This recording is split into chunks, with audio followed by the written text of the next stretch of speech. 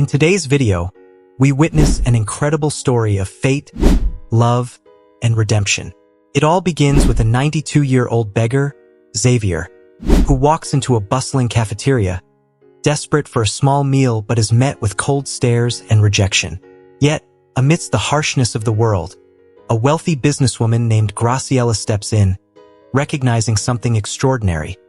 A watch on Xavier's wrist that carries memories of a painful past and a love long lost. As Graciela unravels the story behind that watch, we delve into her journey. A journey that started in an orphanage and blossomed into love, but was marred by tragedy and loss. But life has a way of bringing things full circle, and what begins with sorrow slowly turns into a tale of forgiveness, new beginnings, and the power of second chances. If you are not subscribed, I recommend you subscribe and activate the bell so you don't miss any videos. Before we dive into this story, please let me know in the comments where you're watching from. A frail 92-year-old man, weathered by time and hardship, entered a bustling eatery, hoping to find a morsel of kindness in a world that seemed to have forgotten him. His plea for food fell on deaf ears, as the patrons and staff averted their gaze, unwilling to extend a helping hand to someone they deemed beneath them. The old man, whose name was Xavier, carried the weight of countless sleepless nights etched into his gaunt figure. His once vibrant white hair was now disheveled and lifeless, matching the tattered clothes that hung loosely from his frail frame. Each article of clothing bore the scars of his struggles, frayed and patched from years of exposure to the harsh elements. His worn-out shoes barely clung to his feet, and the overpowering scent of the streets clung to him like an unshakable shadow. Xavier's eyes, once bright with the promise of youth, now held a fierce determination fueled by desperation. He slowly made his way to the counter, his hands trembling with both age and anxiety. The room buzzed with whispers and disapproving glances as he fumbled to count the few coins he had managed to collect. With a voice hoarse from hunger and fatigue, he softly requested the cheapest item on the menu, his hope flickering like a dying ember. Nubia, the stern owner of the cafeteria, observed him with cold indifference. Her apron, stained with the remnants of her daily labor, was the only color in her otherwise expressionless demeanor. Her smile was reserved for those who could afford her time, and she had little patience for the likes of Xavier. As he laid out his coins, slowly realizing he did not have enough, a shadow of despair crossed his weathered face. Mustering the last of his strength, he asked, almost inaudibly, if there were any leftovers he could have. But Nubia's response was as icy as the stare she cast upon him. "We don't keep leftovers here. This is a cafeteria, not a shelter.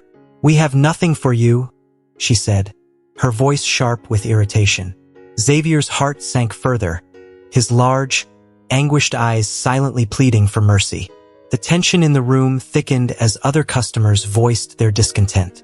"For God's sake, we come here to eat in peace, not to be bothered by smelly beggars," one snapped, while another added with disdain, "Why don't you ask somewhere else?" Xavier stood rooted to the spot, his spirit crushed under the weight of rejection. He had expected nothing more but still clung to a faint hope that someone might show him a sliver of compassion. Just as the atmosphere grew more hostile, a woman in her early 40s, exuding grace and affluence, stepped into the scene. Dressed impeccably in an elegant suit, Graciela's entrance shifted the dynamic of the room. She was a figure of success, her presence commanding attention, and even Nubia found herself adjusting her demeanor in response.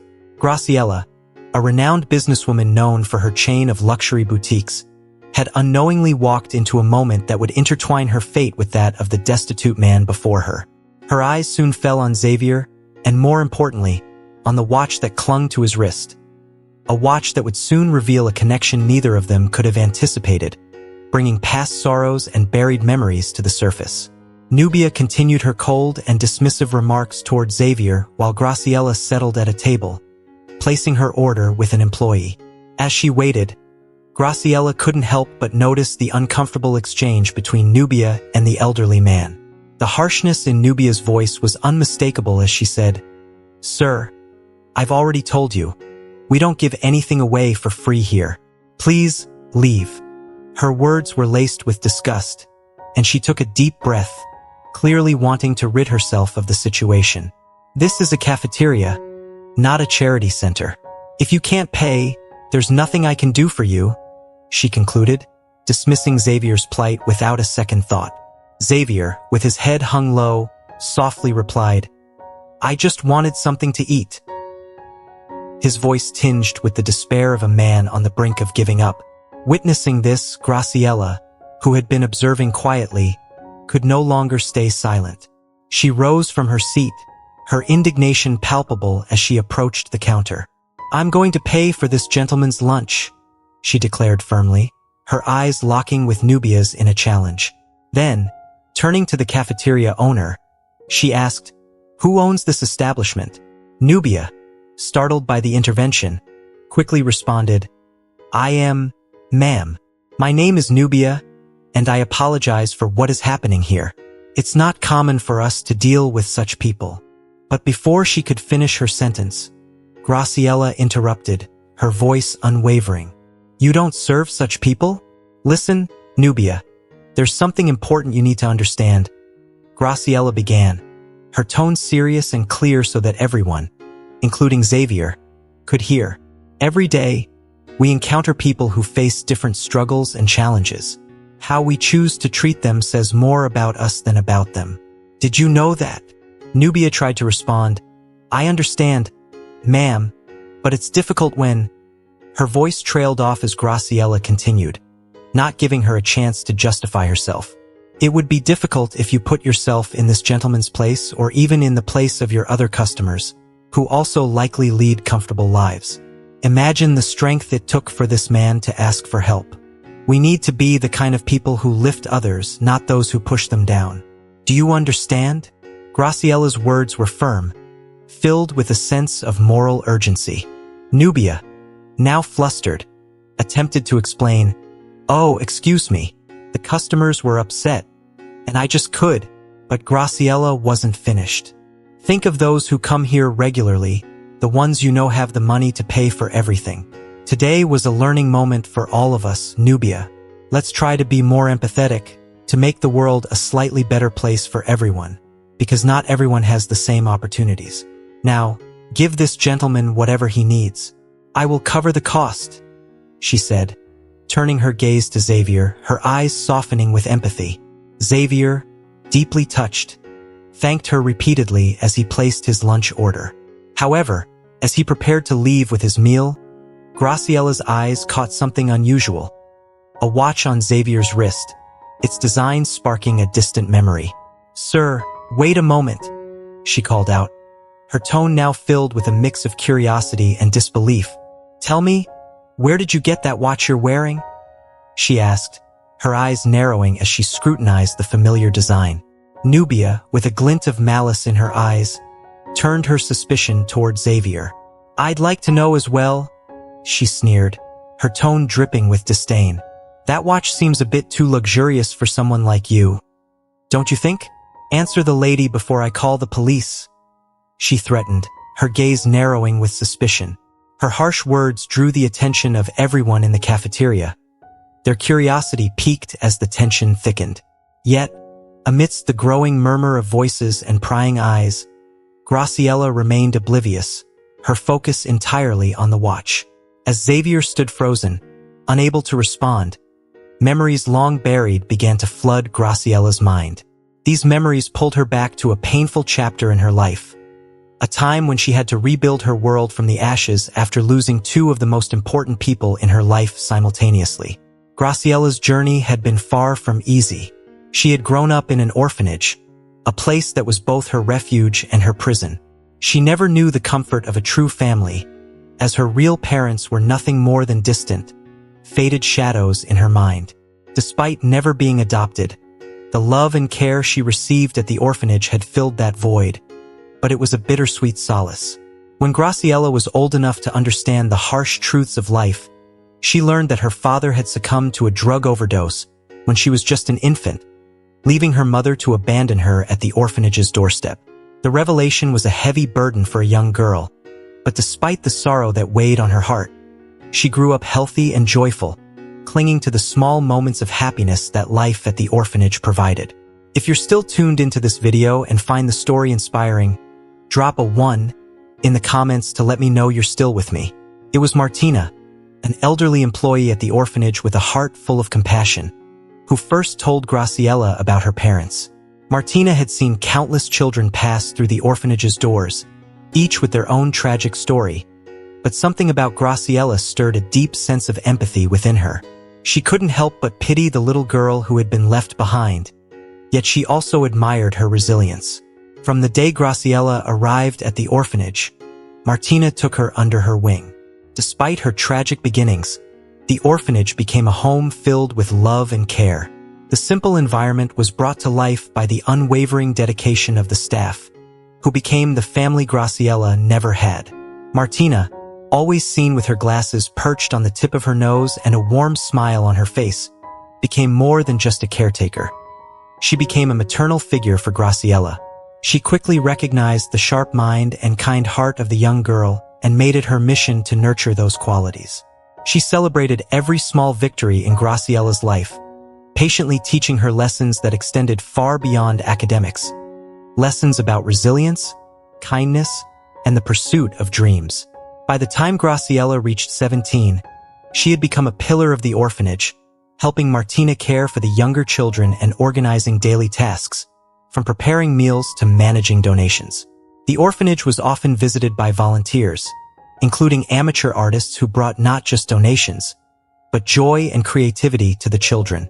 These weekends, filled with laughter and artistic performances, were always eagerly anticipated by the children. Among these visitors was a theater group that made monthly visits to the orphanage. Their stories and performances, which emphasized the importance of teamwork and the value of every individual, left a lasting impression on Graciela and the other children.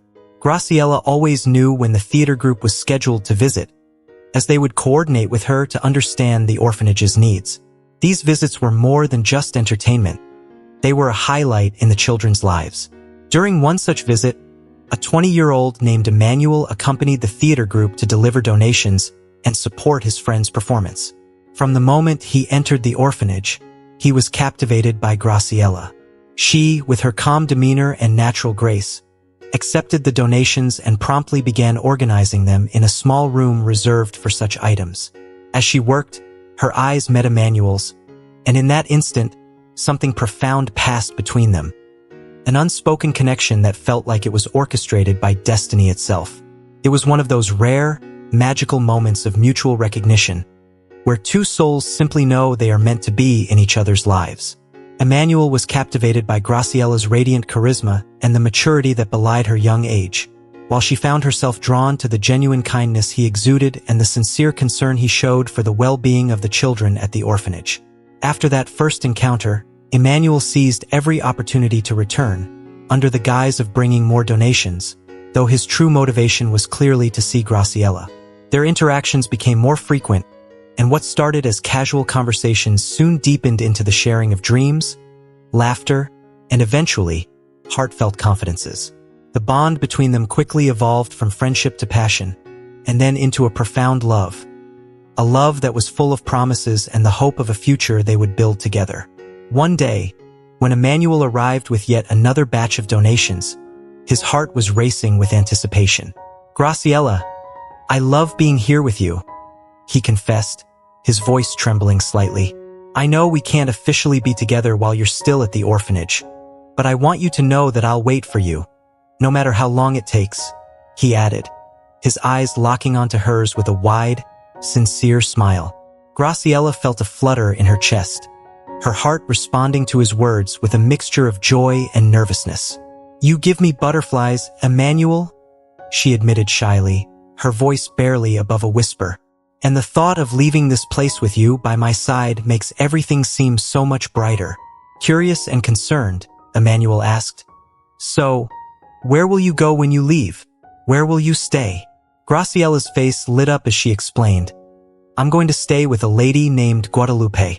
She's a friend of Martina's, and she's a seamstress who knows the owner of a boutique that's looking for a saleswoman. So, not only do I have a place to stay, but I also have a job waiting for me." Her smile was wide, reflecting her happiness at the opportunities that lay ahead. "That's incredible news," Emmanuel replied, his smile mirroring her own. "Please give me the address, phone number, and any contact details you have. I want to be there on the day you leave to take you to Guadalupe's house," he added, eagerly awaiting her response. "Of course you can, my love," Graciela replied with a laugh, feeling a deep warmth in her heart. "I'll need someone to guide me, and so far, you and Martina are the only ones I trust to help me navigate life outside these walls," she added thoughtfully. Graciela had already confided in Martina about her feelings for Emmanuel, and although Martina had cautioned her to be careful, she had ultimately given her blessing, having seen how genuinely Emmanuel cared for and respected Graciela during his visits, which were always under Martina's watchful eye. Finally, Graciela's 18th birthday arrived, a day both she and Emmanuel had eagerly awaited. Emmanuel, his excitement barely contained, arrived at the orphanage holding a bouquet of vibrant flowers, each petal reflecting his anticipation and joy. Through the window, Graciela spotted him, and her heart skipped a beat, the excitement almost overwhelming. "Happy birthday, Graciela. Today marks the beginning of something wonderful," Emmanuel exclaimed as he handed her the bouquet. "Ah, Emmanuel, they're beautiful." "Thank you," Graciela replied, tears of happiness welling up in her eyes as she accepted the flowers. After exchanging heartfelt goodbyes with Martina, the other employees, and the children, Graciela promised she would return to visit the orphanage. Emmanuel then took Graciela to her new home, Guadalupe's house, a place where she could begin her life outside the orphanage. When they arrived, they were greeted by Guadalupe, a warm, chubby lady with an apron tied around her waist and a gentle demeanor that instantly put Graciela at ease. Guadalupe welcomed her with open arms, explaining that she often took in young people at Martina's request, giving them a safe place to start their new lives. After Emmanuel said his goodbyes, promising to return later to take her out to dinner, Graciela spent the afternoon talking with Guadalupe, feeling a sense of comfort and security in this new chapter of her life. The transition from the orphanage to this new home was a significant step, but with Emmanuel and Guadalupe by her side, Graciela felt ready to embrace whatever the future held. "The lady has a heart of gold. I thank God every day for bringing such wonderful people into my life. Thank you." Graciela expressed her heartfelt gratitude to Guadalupe, her face glowing with a warm smile. Months later, Graciela had established herself as a saleswoman, finding fulfillment not only in her work, but also in the unwavering support from Guadalupe. Her relationship with Emmanuel had grown stronger, reaching a point where their love was about to enter a new chapter, one that would, unfortunately, usher in unexpected pain for Graciela. On a crisp Sunday morning, Emmanuel arrived to take Graciela to his home, eager to introduce her to his mother, Ivana. Ivana, a woman of strong convictions and high expectations, had lived alone with Emmanuel since her divorce. Her life had become increasingly centered around her son, leaving her more critical and reserved, especially when it came to the decisions that shaped his future. As they stepped into Emmanuel's home, Ivana greeted Graciela with a coldness that only deepened during dinner. Her displeasure was evident the moment she learned that Graciela was both poor and from an orphanage. Her insensitive remarks made the atmosphere heavy and left Emmanuel visibly uncomfortable. "Mom, I need you to treat Graciela with respect," Emmanuel said, pulling his mother aside into another room. "You should know that no matter what you think, I'm going to be with her." Ivana's response was sharp and dismissive. "A scruffy girl from an orphanage? I expected more from you, but if that's what you want, so be it. Just don't bring her here again. I don't want those people in my house," she said, turning to walk away, her tone filled with disdain. Emmanuel, his patience wearing thin, responded with calm resolve. "You don't have to worry because soon I'll be moving in with her, and we won't be a bother to you anymore." Ivana stopped in her tracks, shocked by his words. The thought of losing the only companionship she had left, her son, fueled her anger even further, directing it all toward Graciela. In the following weeks, Emmanuel discovered a vacant apartment in his building. Determined to solidify their future together, he invited Graciela to move in with him. Though surprised by the suddenness of his offer, Graciela felt it was the natural next step in their relationship. Filled with hope and excitement, she accepted, eager to begin this new chapter with Emmanuel, bringing with her the values and love she had received from Martina and the orphanage staff. When they arrived at the apartment, Emmanuel handed Graciela the key with a warm smile, hoping she would feel at home. As she opened the door, Graciela was overwhelmed with happiness. She finally had a place to call her own and someone to share her life with. The next morning, as they prepared breakfast together, Emmanuel informed Graciela that he had invited his mother to visit out of respect, despite knowing she did not approve of their relationship. When Ivana arrived at the couple's new apartment, she attempted to maintain a facade of cordiality, but it didn't take long for her true feelings about Graciela's background to surface. "It's surprising to see how you've organized everything here, Graciela, for someone who grew up without parents in an orphanage.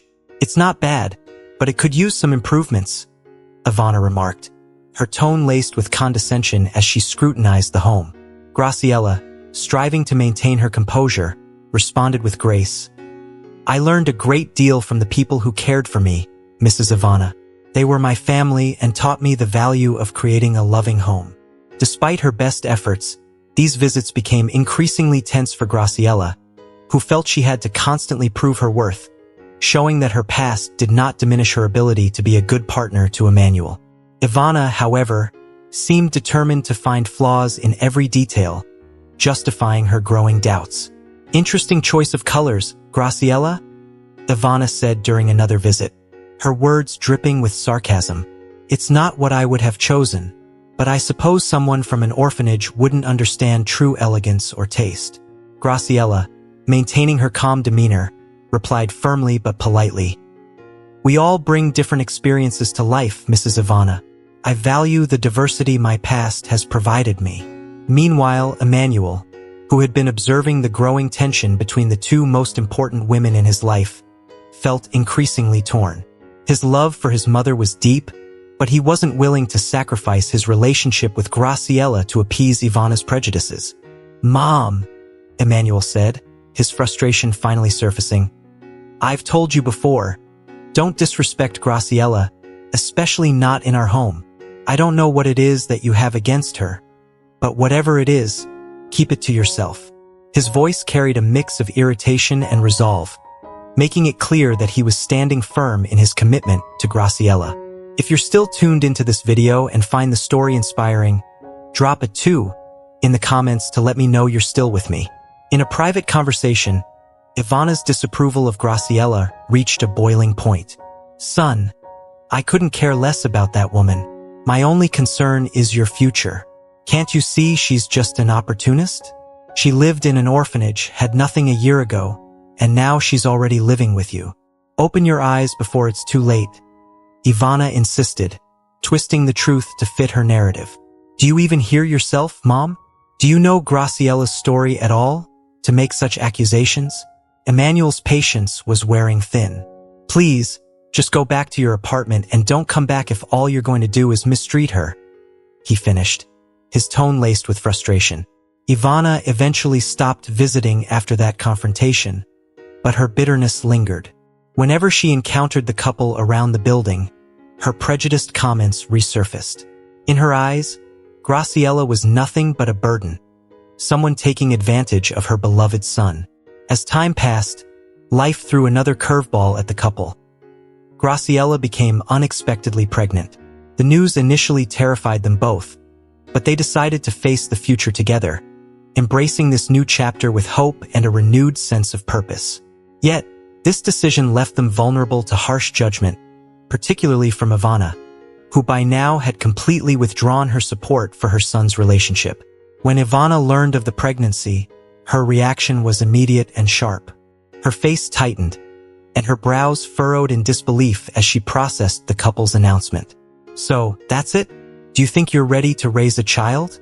Have you ever considered how this irresponsibility could destroy Emmanuel's future?"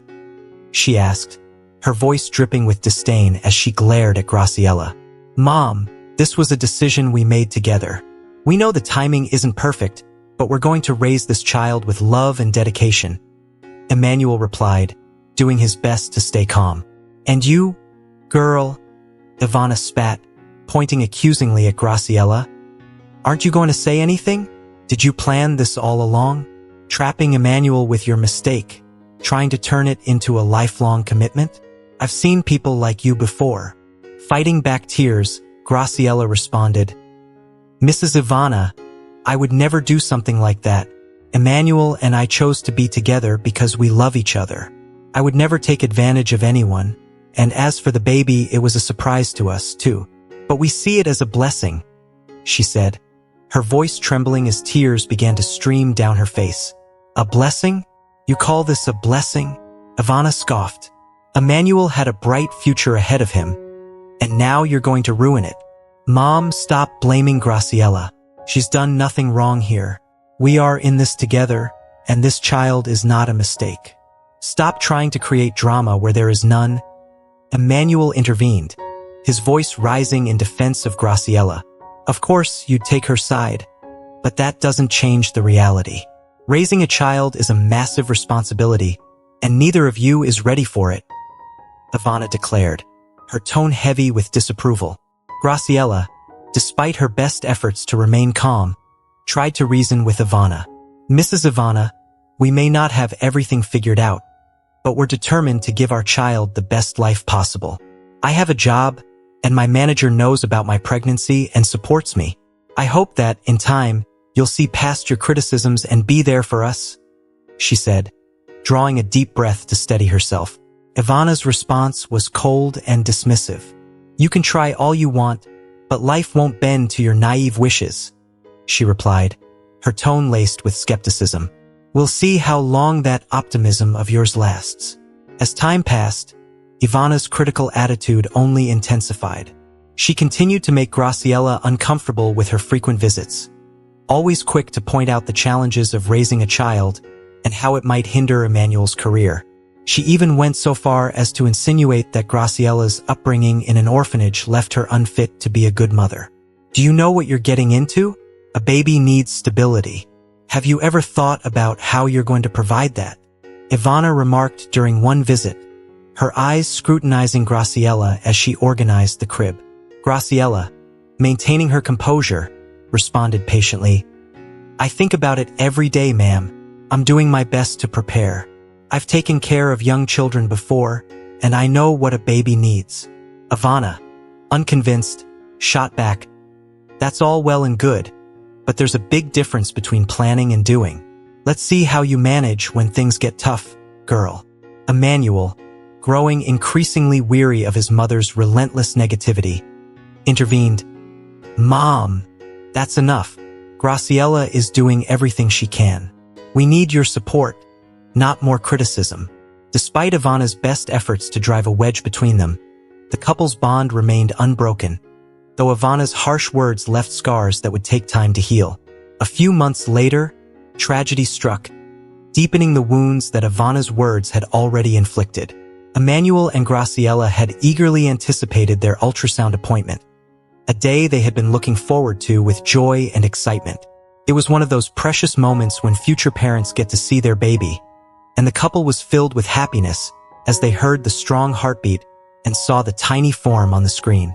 After the appointment, they left the clinic with bright smiles, their hearts full as they discussed baby names and nursery plans. But as their taxi approached a busy intersection, a speeding car, driven by someone who had lost control, crashed violently into the side where Graciela was seated. The impact was sudden and devastating, turning a day of joy into a nightmare. The taxi was hurled off the road, leaving a trail of shattered glass and twisted metal in its wake. In the chaotic aftermath, passers-by rushed to help, dialing emergency services and trying to offer comfort to Graciela and Emmanuel, both visibly shaken and injured. Graciela, still in shock, struggled to comprehend the swift and brutal shift from happiness to horror.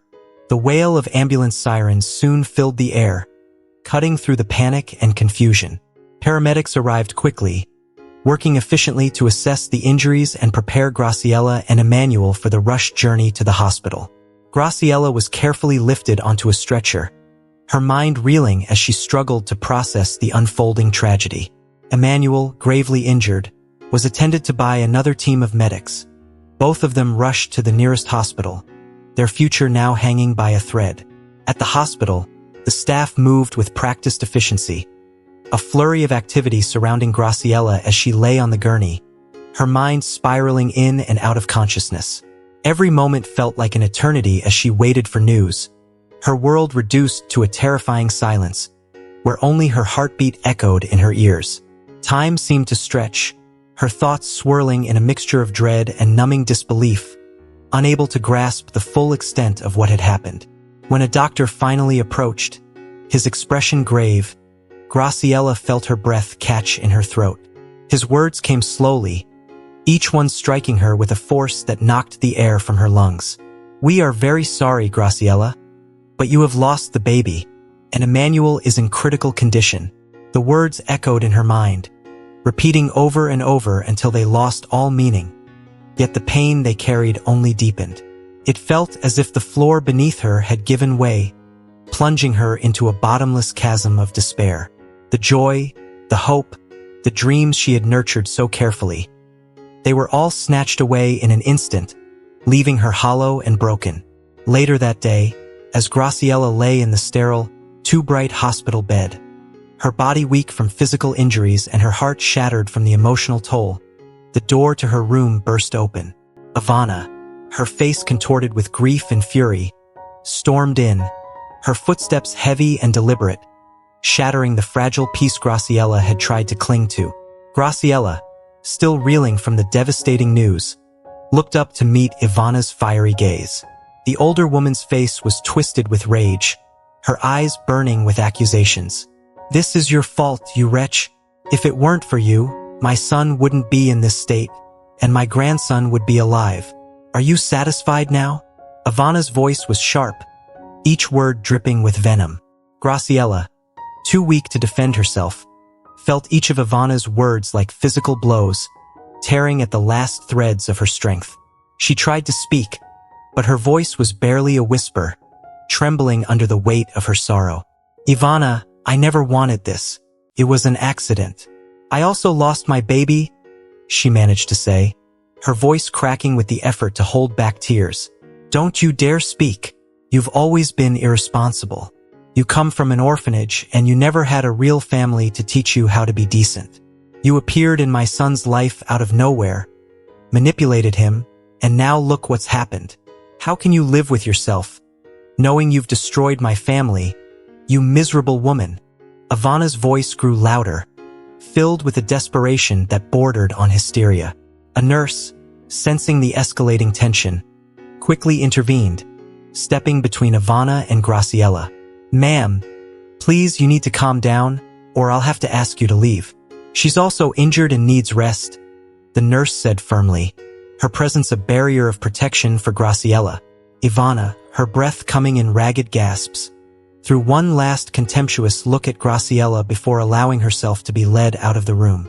Her departure left behind a silence that was almost suffocating. Left alone, Graciela's composure crumbled. She closed her eyes, tears spilling over as she gave in to the overwhelming grief and guilt that Ivana's words had stirred. Every tear felt like a release, yet it did nothing to ease the pain lodged deep within her chest. Her heart, already fractured by the loss of her child and the precarious state of Emmanuel, seemed to shatter entirely, leaving her in a solitude that felt more oppressive than ever before. A few days later, Graciela was released from the hospital, her physical wounds healed, but her heart was still shattered. Emmanuel, however, was not so fortunate. The severe head injury he had sustained left him in a deep coma, hovering between life and death. Every day, Graciela returned to the hospital, her hope dwindling with each passing hour as she sat by his bedside, praying for a miracle. She clung to the faint hope that he might wake up, that their lives could resume some semblance of normalcy, but fate was merciless. Tragically, Emmanuel never regained consciousness. The injuries were too severe, and he passed away, leaving Graciela in a state of profound despair. The loss was more than she could bear, the man she loved, the father of her unborn child, both gone in a cruel twist of fate. At the funeral, Graciella's grief was palpable. She arrived with her head bowed, eyes swollen from endless tears, her spirit utterly crushed by the weight of her loss. As she approached Emmanuel's coffin, seeking a final moment to say goodbye, Ivana, filled with venomous hatred, stepped forward to confront her. Her eyes blazed with anger as she grabbed Graciella's arm, her voice seething with contempt. "You wretch," Ivana spat, her grip tightening. "I just want to say goodbye to Emmanuel. Please," Graciella pleaded, her voice choked with tears. "Ah, so you think you have that right?" Ivana sneered, her words cutting like a knife. "You shouldn't be here, you filthy woman. My son doesn't deserve your tears. He's in that coffin because of you. Get out now. I don't want to see your face again." Ivana's anger was unrelenting, her words dripping with malice. If you're still tuned into this video and find the story inspiring, drop a 3 in the comments to let me know you're still with me. "Ivana, please, I just want a moment to say goodbye. That's all I ask," Graciella begged, her tears flowing freely now, her heart breaking all over again. "I don't want to hear anything more from you.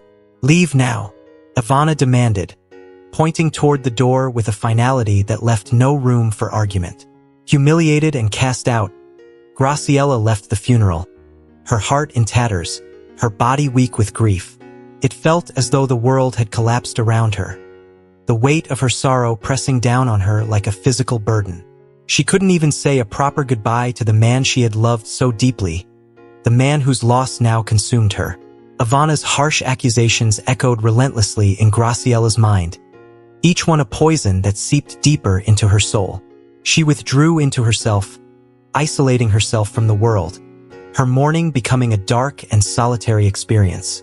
The unjust guilt Ivana had cast upon her hung over Graciella like a cloud, making her grief even more unbearable. The doors of her apartment, much like the doors of her heart, remained closed to the world, shutting out any light, any possibility of healing. But not forever.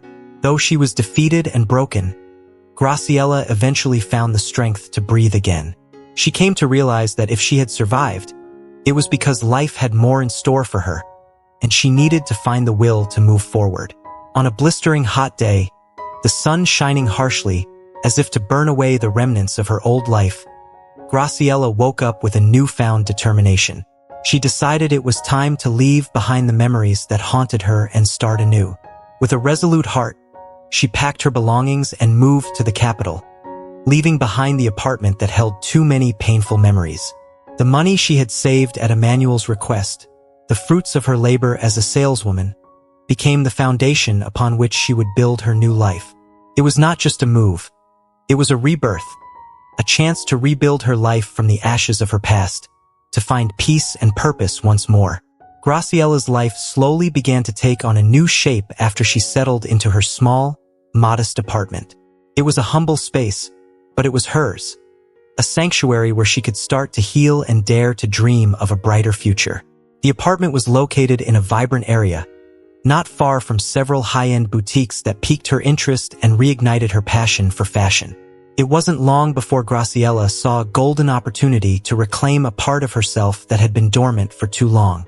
Recalling her expertise and deep love for the fashion industry, she decided to apply for a position as a saleswoman at one of the most prestigious boutiques in the neighborhood.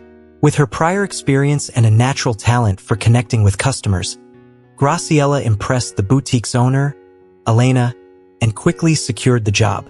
This role offered her more than just financial stability. It reintroduced her to an environment that she had always loved, providing a sense of purpose and a pathway to rediscovering her potential. As Graciella settled into her new job, her dedication and talent did not go unnoticed. Elena, who recognized something special in Graciella, saw her not merely as a skilled saleswoman but as a potential leader. Elena proposed to contribute half of the tuition fees if Graciella wanted to further her education in business administration. Grateful and eager to expand her horizons, Graciella accepted the offer with determination, and soon, she found herself deeply immersed in her studies. University life opened new doors for Graciela. She threw herself into learning everything she could about business management, marketing, finance, and operations. It was during this academic journey that she met Arturo, a fellow student with a focus on entrepreneurship and sustainable development. Arturo was captivated by Graciela's drive and her unwavering commitment to her goals. He admired her resilience and the clarity of her vision for the future. Their friendship blossomed over time, and with each passing day, they grew closer. On one particularly serene afternoon, as they walked together through the campus, enjoying the crisp air of the changing season, Arturo felt it was the right moment to open his heart. "Graciela," he began, his voice tinged with nervousness as he took her hands gently. "These past few days have been extraordinary. Every moment with you has been special, more than I can put into words." Graciela smiled warmly, her eyes meeting his with a soft glow. "For me too, Arturo. You've been such a wonderful presence in my life." Arturo, encouraged by her response, continued, "Since the day I met you, I've been drawn not only to your intelligence and beauty, but to the kindness and passion you carry within you. The way you speak about your past with such honesty and grace. It inspires me, Graciela." "Oh, Arturo," she said, her cheeks flushing with a mix of embarrassment and happiness. "I've always tried to be true to who I am, and it means so much to me that you see that." Arturo's heart raced as he gathered his courage. "That's exactly why I've been thinking. Graciela, would you consider being my girlfriend? I want to get to know you even better and see where this journey could take us." Graciela's heart fluttered at his words. She felt a connection with Arturo that was genuine and deep, a bond that had grown stronger with time. "Arturo," she began softly, "I would love that. You've brought so much light into my life, and I'm excited to see where this can lead us." With that, their relationship took a new turn, filled with promise and the shared hope of building a future together. One that would honor the past but look boldly toward the possibilities that lay ahead.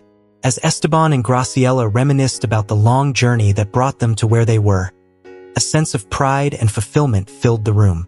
Graciela, who had overcome so many challenges, now stood as a beacon of strength and resilience for her son. Their conversation was a testament to the bond they shared, forged through years of dedication, love, and hard work. But life, with its unpredictable twists, had another encounter waiting for Graciela. The very next day, as she sat in a familiar café enjoying a moment of solitude, a figure from her past unexpectedly reappeared. Across the room, she noticed an old man, frail and weary, yet there was something hauntingly familiar about him. Her gaze fell upon the watch on his wrist, a watch that bore an uncanny resemblance to the one she had gifted Emmanuel so many years ago.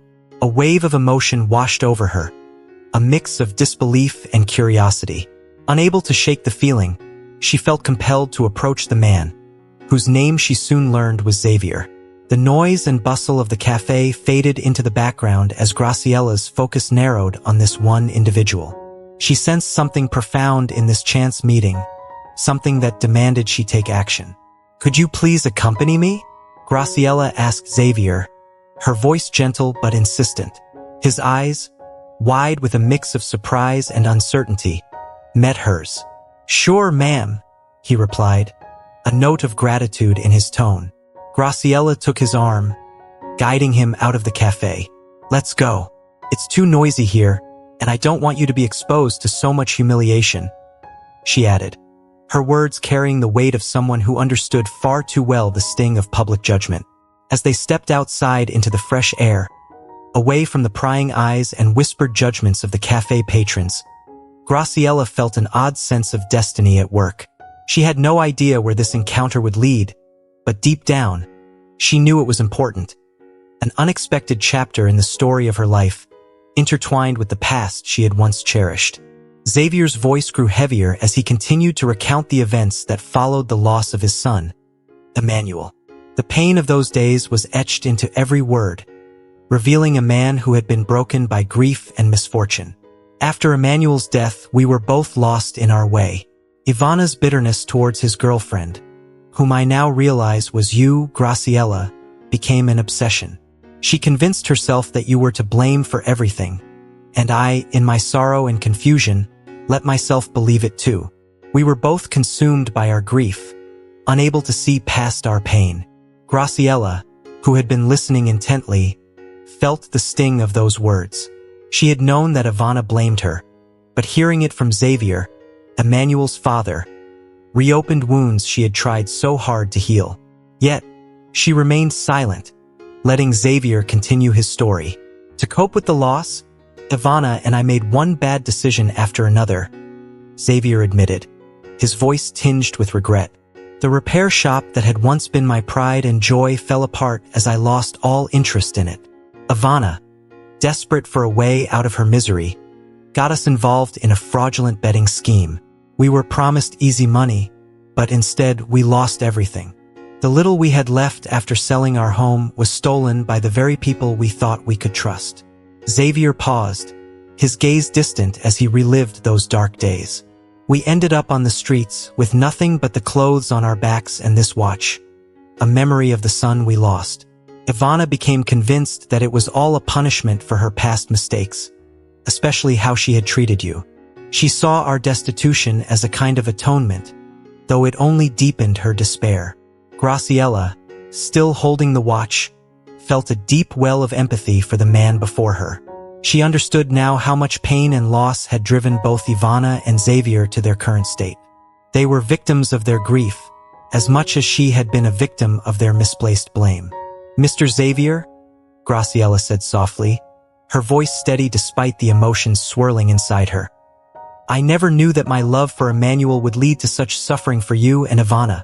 I'm truly sorry for what you both went through, but I want you to know that I never meant to cause harm.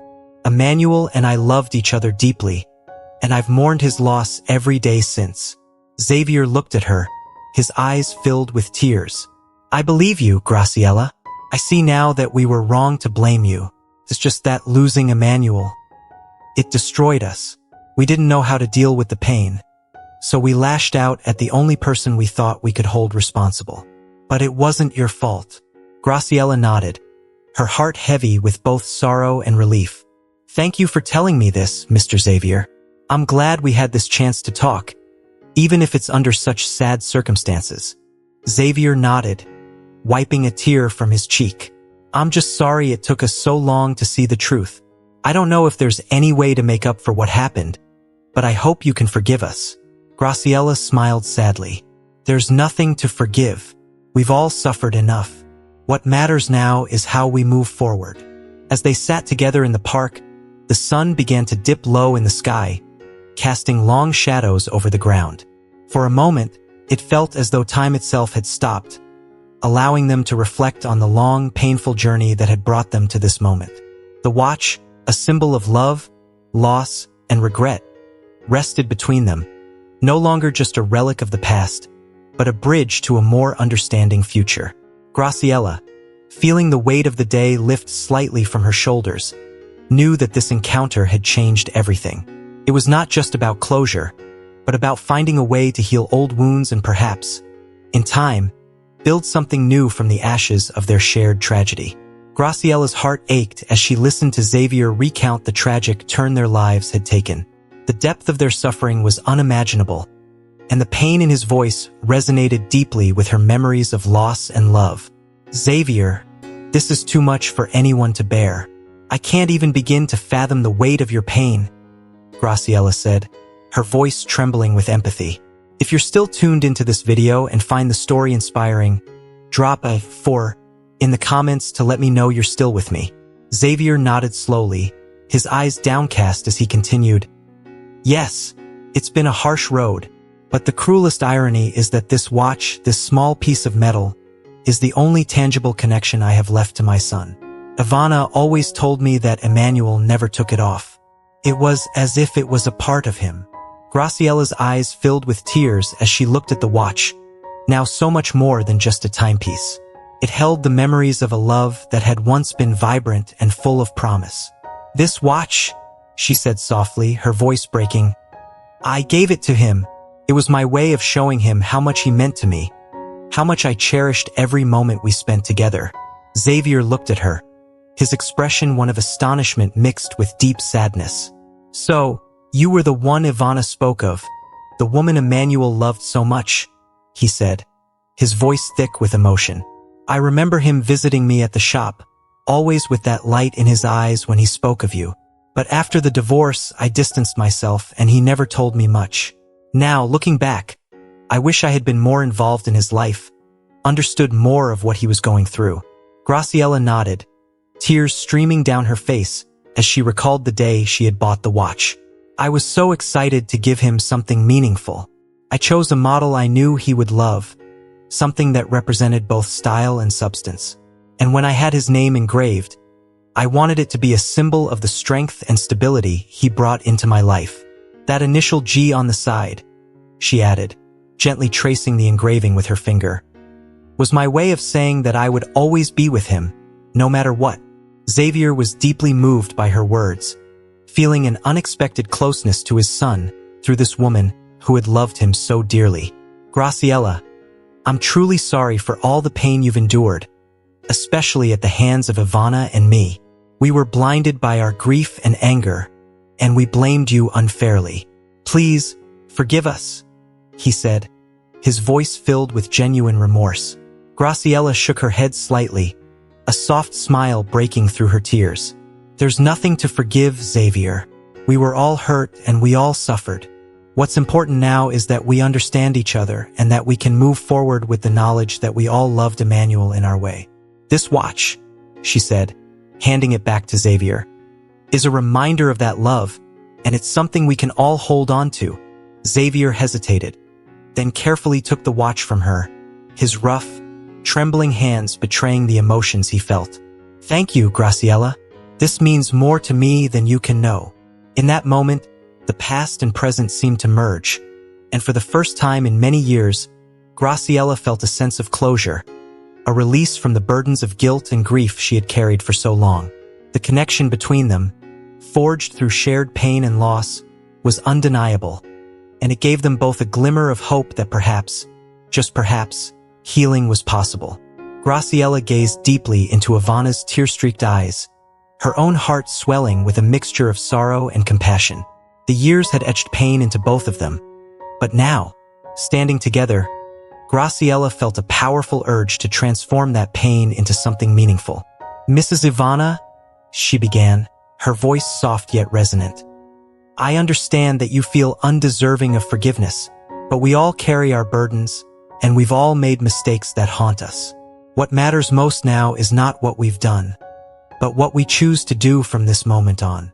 Ivana's body trembled as she clutched Xavier's hand, her knuckles white from the pressure. "Graciela, I can hardly believe that you would still offer us kindness after all the terrible things I said and did. I was so blinded by my grief and fear that I couldn't see the truth, couldn't see you for who you were, a woman of strength and integrity. I don't deserve this. I don't deserve anything." Graciela stepped closer, her eyes shimmering with unshed tears, and took Ivana's other hand in her own. "Mrs. Ivana, we've both endured more than our fair share of suffering. But if there's one thing I've learned, it's that life is not about holding on to past mistakes. It's about what we do with the time we have left. Emmanuel's death, it broke all of us, but he wouldn't want us to remain broken. He would want us to find peace, to find a way to heal together." Ivana's lip quivered as she struggled to contain the overwhelming emotions surging within her. "How can you be so kind, Graciela? After everything, I was cruel and judgmental, and I never gave you the chance you deserved. I drove a wedge between you and Emmanuel because I was so afraid of losing him, but in the end, I lost him anyway. And I made you suffer too. How can I ever make up for that?" Graciela squeezed Ivana's hands gently, her gaze unwavering. "The truth is, Mrs. Ivana, there's no undoing the past. We can't change what happened, and we can't erase the pain we've all felt. But we can choose how we move forward. I've had my battles, and there were times I felt completely alone, trapped by the weight of my grief. But now, standing here with you, I realize that none of us has to be alone anymore. We can support each other, find a way to mend the pieces of our lives that were shattered." Ivana's tears flowed freely now, her shoulders shaking with the intensity of her sobs. I'm so sorry, Graciela. I'm sorry for all the pain I caused you, for pushing you away when I should have welcomed you into our family. If I could go back, I would do things so differently. But I can't. All I can do is ask for your forgiveness, though I don't know if I even deserve that. Graciela gently released one of Ivana's hands and brushed away a tear from Ivana's cheek. Mrs. Ivana, forgiveness isn't about who deserves it. It's about letting go of the anger, the hurt, and the regrets that have weighed us down for so long. I forgive you, not because it erases the past, but because it frees us both to move forward. And I want you to know that I'm not just offering you forgiveness. I'm offering you a place in my life, in my home, where we can start over together. Ivana's eyes widened in disbelief, and she shook her head slowly as if trying to process the magnitude of Graciela's words. You're offering us a place in your home? After everything I did? I don't even know what to say. I don't deserve your kindness, Graciela. I'm paying for my sins here, living in poverty and guilt, and maybe that's where I belong. Graciela's expression softened, and she placed a comforting hand on Ivana's shoulder. Mrs. Ivana, none of us belongs in a place of suffering. We've all made mistakes, and we've all paid our prices for them. But life is too short to live in self-imposed exile from happiness. I'm not offering you charity. I'm offering you a chance to rebuild your life, to find some measure of peace and happiness in the time we have left. Emmanuel would want us to be together, to support one another, not to be torn apart by old wounds. Ivana's breath hitched as she looked into Graciela's eyes, seeing the sincerity and warmth there. But what if I fail again? What if I bring more pain into your life? I don't want to be a burden to you, Graciela. I've already caused you so much pain. Graciela shook her head firmly, her voice gentle but resolute. You won't be a burden, Mrs. Ivana. We'll face whatever challenges come our way together. And as for pain, we've all known it too well. But now, we have a chance to turn that pain into something meaningful, to build a new life where forgiveness and love guide us, not regret. Xavier, who had been silent throughout the exchange, finally spoke up, his voice thick with emotion. Graciela, I don't know how to thank you for this. I never imagined that after everything, you would still open your heart to us. You have no idea what this means to us. To know that we have a chance to find some peace before it's too late. Graciela smiled at Xavier, her eyes filled with empathy. Mr. Xavier, I believe that everything happens for a reason. Our paths have crossed again, and I think it's because we have a chance to help each other heal. Let's not waste that chance. Let's take this opportunity to create something good out of all the pain we've experienced. Ivana, still overwhelmed, whispered, Graciela, I don't know how to thank you. I've been living with so much guilt and regret. I never thought I'd have a chance to make things right, to find any kind of peace. Graciela leaned in closer, her voice tender. Mrs. Ivana, the best way to thank me is to accept this chance, to allow yourself to heal and to find happiness again. Emmanuel would want that for both of you. He would want us to move forward, to live our lives in a way that honors the love we all shared. Ivana nodded slowly, her tears finally beginning to subside. You're right, Graciela. I've spent too many years living in the past, drowning in my mistakes. Maybe it's time to let go of that and try to find some peace. I can't change what I did, but I can try to do better now. Graciela squeezed Ivana's hands once more and then took a step back, glancing between Ivana and Xavier. Then let's go home. Together, we'll create a new chapter in our lives. One where forgiveness and love take precedence over pain and regret. My house is big enough for all of us, and it's time we start living again. Xavier's eyes filled with gratitude as he looked at Graciela. Thank you, Graciela. Thank you for giving us this chance. I never thought we'd have anything like this again. Graciela smiled, a sense of calm washing over her. We all deserve a second chance, Mr. Xavier. Let's make the most of it.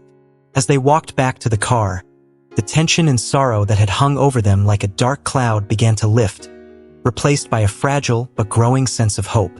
Graciela knew that the road ahead would be challenging, that healing would take time, and that old wounds might never fully disappear. But she also knew that they were stronger together, and that with love and forgiveness, they could build a new life that honored the memories of those they had lost. When they arrived at Graciella's home, she showed Ivana and Xavier to their room, a spacious, light-filled space with a view of the garden. "This will be your room," she said softly, watching as they took in their surroundings. "You're not just guests here, you're family, and I want you to feel at home." Ivana walked slowly around the room, touching the furniture with tentative fingers, as if she couldn't quite believe this was real. "This is more than I could have ever imagined," she whispered, her voice choked with emotion. "Graciella, you're giving us so much more than we deserve." Graciella shook her head gently. "You deserve this, Mrs. Ivana. You've suffered enough. Now it's time to find some peace, to let go of the past, and to live the rest of your days surrounded by love." Xavier, standing by the window and looking out at the garden, turned to Graciella with a grateful smile. "This place, it feels like a new beginning. Thank you, Graciella. We'll do our best to honor your kindness." Graciella nodded, feeling a warmth in her heart that she hadn't felt in years. "We'll take it one day at a time together, and I'm sure that, with time, we'll all find the healing we need." Over the next few weeks, Graciella, Ivana, and Xavier began to settle into a new rhythm of life. Graciella's home became a sanctuary, a place where old wounds could begin to heal, and where love and forgiveness gradually replaced the pain and regret that had once consumed them all. They spent their days sharing meals, tending to the garden, and talking about their memories of Emmanuel, celebrating his life rather than mourning his loss. Ivana, who had been consumed by guilt and self-recrimination for so long, slowly began to open up, sharing stories of Emmanuel's childhood, his dreams, and the love he had for Graciella. Graciella, in turn, shared her memories of Emmanuel, speaking of the joy he had brought into her life and the dreams they had once shared. As they talked, the bitterness and resentment that had once defined their relationship began to melt away, replaced by a mutual understanding and a shared sense of loss. As the weeks turned into months, Ivana and Xavier grew stronger, both physically and emotionally. The shadows that had once darkened their lives began to recede, replaced by the light of a new beginning. They became an integral part of Graciella's household, contributing to the daily life of the home and finding a renewed sense of purpose in their lives. If you're still tuned into this video and find the story inspiring, drop a 5 in the comments to let me know you're still with me. Graciella, too, found that her own heart was healing. The pain of losing Emmanuel and their child was still there, but it no longer defined her. Instead, she focused on the love she had shared with him and the new family she was building with Ivana and Xavier. She found solace in the knowledge that, despite all the suffering they had endured, they were creating something beautiful together, a life filled with forgiveness, love, and the promise of a brighter future.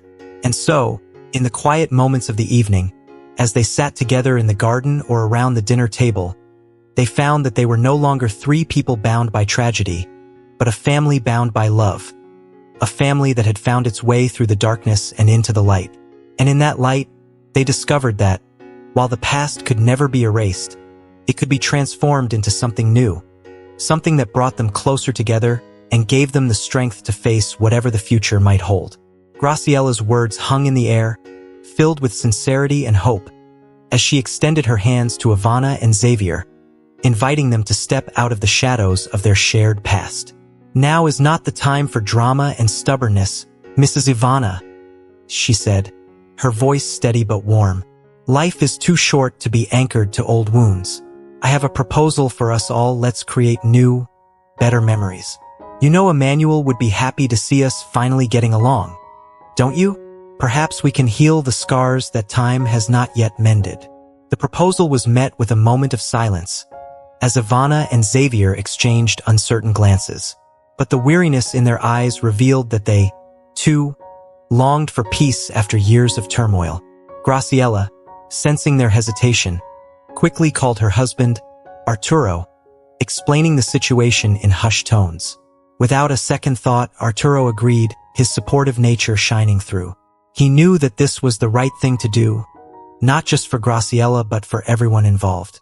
With Arturo's blessing, Graciela guided Ivana and Xavier to her car, and they made their way to her home, a spacious apartment filled with light and warmth, a stark contrast to the bleakness that had clouded their lives for so long. Graciela led them to the guest room, a beautifully furnished space that exuded comfort and care. "Please make yourselves at home," she said gently. "You're not just guests here, you're family." Xavier and Ivana, both nearing 90 years old, were overcome with emotion. They hadn't expected such kindness, especially after all they had been through. But Graciela's compassion was rooted in her deep love for Emmanuel and the life they had once shared. She couldn't turn a blind eye to their plight, not when they were so closely tied to the man she had loved and lost. As Ivana and Xavier settled in, tears welled up in their eyes, not from sadness, but from a sense of relief and gratitude. They hadn't known such care in years, and it moved them deeply to see that Graciela had found happiness and built a family of her own. Over the next week, Ivana and Xavier were treated with the utmost care and respect. Graciela's apartment, which was spacious and elegantly decorated, became a sanctuary for them. The household staff, always attentive, ensured that their every need was met, allowing them to relax and begin to heal from the years of hardship. It was a stark contrast to the life they had been living, and they found themselves slowly beginning to trust in this newfound peace. One evening, as they sat together in the living room, Graciela approached them with a warm smile. "Dear ones, are you comfortable? I hope everything is to your liking," she asked, her voice full of genuine concern. Both Ivana and Xavier nodded, unable to find the words to express their gratitude. "This weekend," Graciela continued, "my son will be coming home from university. You'll finally get to meet Esteban." Her eyes sparkled with pride and joy as she spoke of her son, a young man she had raised with love and care, the embodiment of all her hopes and dreams. The weekend arrived, and with it, Esteban. As he entered the apartment, he was met with warm hugs from Graciela and Arturo, and then introduced to Ivana and Xavier. Esteban, aware of the complex history between them, approached with kindness and respect. He greeted them with the warmth and grace that had become second nature to him, a testament to the values his mother had instilled in him. Ivana, visibly moved by the young man's gentle demeanor, felt a connection forming, a bridge between the past and the present, built on mutual respect and understanding. During dinner that evening, as they all gathered around the table, Graciela made an announcement. "Tomorrow, we're going to visit the orphanage where I grew up," she said, her voice filled with emotion. "It's a tradition in our family, something we do to remind ourselves of where we come from and to give back to the place that gave me so much." The next morning, Arturo prepared the truck, and with Esteban's help, they loaded it with gifts for the children at the orphanage, books, toys, and educational games that would bring joy and learning to the young ones. When they arrived, they were greeted warmly by the staff and children, many of whom recognized Graciela from her previous visits. She had become a symbol of hope for them, a success story that proved that no matter where you start, you can build a bright future with determination and kindness. As Graciela walked through the familiar halls of the orphanage, her heart swelled with memories, some bittersweet, others filled with joy. She greeted each child with the same warmth and love that had once been shown to her, her presence a reminder that they, too, could overcome their circumstances. Ivana and Xavier watched in awe as Graciela moved through the orphanage, seeing her not just as the woman who had loved their son, but as a beacon of hope and resilience. The visit to the orphanage was more than just a tradition. It was a moment of healing and reflection. For Ivana and Xavier, it was an opportunity to see the world through Graciela's eyes and to understand the depth of her compassion and the strength of her spirit. For Graciela, it was a chance to show them that despite the pain of the past, there was always room for forgiveness, for love, and for building new, better memories. As they returned home that evening, the bond between them had grown stronger.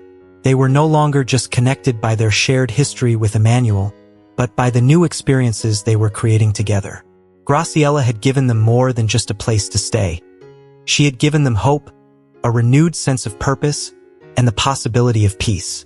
And in turn, Ivana and Xavier found themselves slowly healing, their hearts lightening with each passing day. The days turned into weeks, and as time passed, the apartment was filled with the sound of laughter, conversation, and the quiet contentment that comes from knowing you are loved and accepted.